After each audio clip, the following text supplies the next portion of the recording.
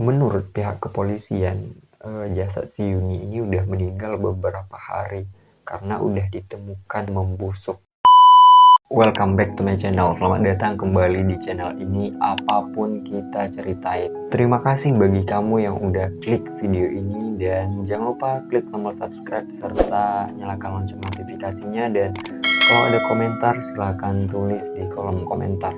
Seperti biasa, pada video kali ini kita akan mencoba menceritakan kembali kronologi kasus kriminal ataupun kejahatan yang terjadi, yang tentunya akan selalu meningkatkan kewaspadaan kita terhadap lingkungan sekitar, karena kita tahu kejahatan bisa datang dari mana aja dan kapan aja dan oleh siapa saja. Dan juga bagi kamu yang ikut war takjil, semoga tetap kebagian ya takjilnya dan gak kehabisan oleh saudara-saudara kita yang dari nonis, karena ya kita tahu mereka udah ngatur strategi supaya mereka dapat berburu takjil dan mendapatkan takjil yang mereka inginkan. Entah apa yang merasuki pikiran Pak Anto, bukan nama sebenarnya, hingga ia tega menghabisi nyawa istrinya, dan ia pun sempat tidur bersama jasad istrinya selama 2 hari. Nah, bagaimana kisah selengkapnya? Langsung aja ke ceritanya.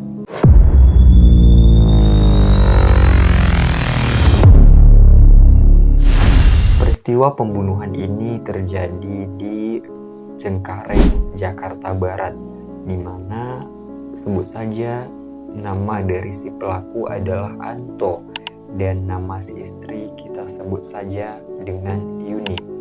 Si Anto ini adalah seorang kuli panggul yang bekerja untuk memenuhi kebutuhan keluarganya, sedangkan si Yuni merupakan ibu rumah tangga yang selalu mengurus bagaimana kehidupan ataupun rumah tangga bersama si Anto. Anto adalah seorang pria yang berumur 40 tahun dan Yuni adalah seorang wanita yang berumur 50 tahun. Ya, mereka terpaut angka kurang lebih 10 tahun. Nah, di sini diketahui bahwa Anto ini adalah seorang pria yang sudah gagal menempuh bahtera rumah tangga sebanyak 2 kali. Sedangkan si Yuni juga merupakan seorang yang pernah menjanda dan udah menjalani rumah tangga sebanyak 4 kali, namun juga berakhir gagal. Ya, seperti pada umumnya rumah tangga orang dengan profesinya yang bekerja sebagai kuli panggul, Kak Anto pun dengan berusaha keras untuk memenuhi segala kebutuhan Yuni, baik itu kebutuhan sandang maupun pangan ataupun papan. Ya, Anto sangat merasa bersyukur dengan kehidupan rumah tangganya yang sekarang yang sudah menginjak kurang lebih 3 tahun. Namun nahas suatu hari di tanggal 21 Februari, Yuni dan Anto sempat cekcok. Ya, seperti rumah tangga orang pada umumnya, mereka cekcok perihal ekonomi mereka yang semakin hari semakin sulit, dan Yuni pun mengeluhkan keadaan ekonomi mereka pada saat itu. 1 hari sebelumnya mereka juga sempat cekcok karena Anto ini dituduh oleh si Yuni telah melakukan perselingkuhan dengan wanita lain. Hal ini terjadi ketika si Anto memberikan nafkah ataupun uang dari gaji yang ia terima berkurang dari hari-hari sebelumnya. Cekcok yang mereka alami kian memanas hingga si Yuni pun memukul kepala si Anto menggunakan sapu. Tentu saja Anto yang pada saat itu baru pulang kerja tidak terima atau mungkin merasa direndahkan ketika si Yuni memukul kepalanya, dan Anto pun segera melakukan serangan balik atau memukul balik si Yuni, dan hingga pada akhirnya si Yuni pun tewas akibat pukulan itu. Ya, kita nggak tahu guys ya, apakah dengan sekali pukul si Yuni itu langsung tewas ataupun terkapar atau bahkan dipukul berkali-kali. Nah, kita nggak tahu apakah pihak kepolisian mendalami kasus bagaimana sebenarnya si Yuni ini tewas di tangan suaminya yaitu Anto. Nah, setelah membunuh si Yuni, Anto pun tidak melarikan diri.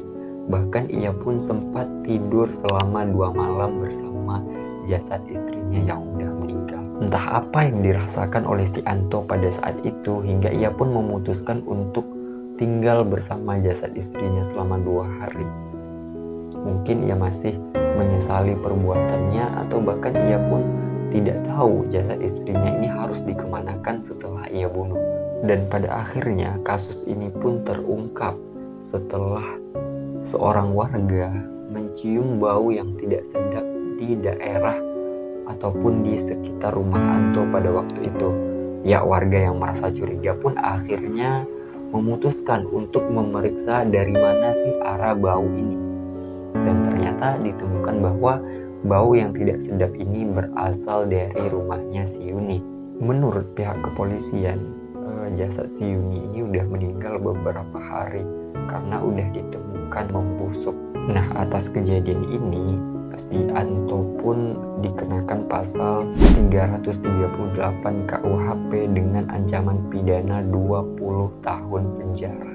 Pesan yang perlu kita ambil dari kisah ini adalah ketika seorang laki-laki ataupun suami dalam keadaan capek baru pulang kerja, itu jangan langsung ditanya, biarkan mereka dulu tenang supaya situasinya akan berjalan kondusif dan masalah pun dapat terselesaikan dengan komunikasi dengan cara yang baik.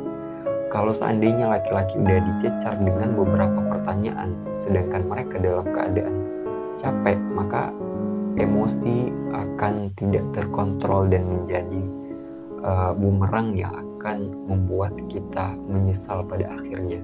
Dan pelajaran selanjutnya adalah kita harus tetap bisa mengontrol emosi dan juga kemarahan kita apapun yang terjadi, karena ya kita nggak tahu sejauh mana kita akan emosi dan sejauh mana tingkat kemarahan kita akan berakibat fatal terhadap orang-orang di sekitar kita dan juga akan berakibat terhadap diri kita sendiri ya.